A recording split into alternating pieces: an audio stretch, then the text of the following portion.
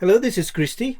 As you probably know, Camtasia 2021 has a new redesigned recorder. As you can see it here, it has a larger interface. It has better support for DPI and scaling and other things, so it's also very easy to use during recording, so you don't capture the recorder and control it. But there's one problem. The new recorder doesn't have all of the advanced options that the previous recorder had. Now, Techsmith said they will bring those features back because part of the integration onto the new recorder, they had to remove some of the options, the settings, the advanced options, and all those things that allowed you to set the frame rate and the recording folders and everything. But that's not all lost, because there is a way to still use the old recorder while you wait for the new one from Camtasia 2021. It's very easy to do this.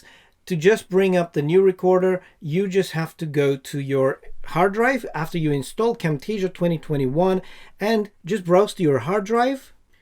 Navigate to your C drive where your programs are installed and your operating system. Go to Program Files. Inside of Program Files, navigate to the Techsmith folder. In the Techsmith folder, go to Camtasia 2021 folder.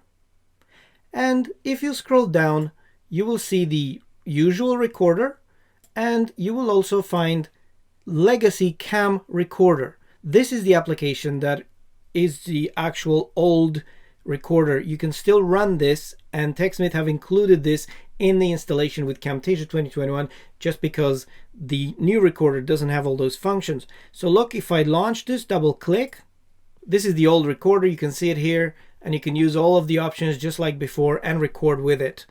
If you want to see this and use it all the time until the new recorder is ready, you can just right click on this and you can create a shortcut, or you can copy and paste the shortcut to your desktop so you can always launch it.